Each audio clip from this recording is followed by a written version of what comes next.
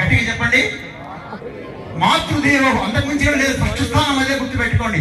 ఆ మాతృమూర్తి ఈ రోజు సక్రియమైపోతే మళ్ళీ ఒక్కసారి శివాజీని పుడతారు మన ఇంట్లో కూడా, గుర్తుపెట్టుకోండి.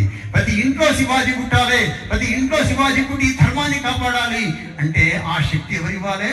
తల్లి తన ఒడిలో కూర్చోబెట్టుకొని, నాన్న ఇదిరా మన యొక్క దేశము, ఇదిరా మన యొక్క పురాణము, ఈమెరా మన భారతమాత అని చెప్తే, కాబట్టి ఒడిలో భారతమాత, గుడిలో భారతమాత, గుండెలో భారతమాత, భాషలో భారతమాత.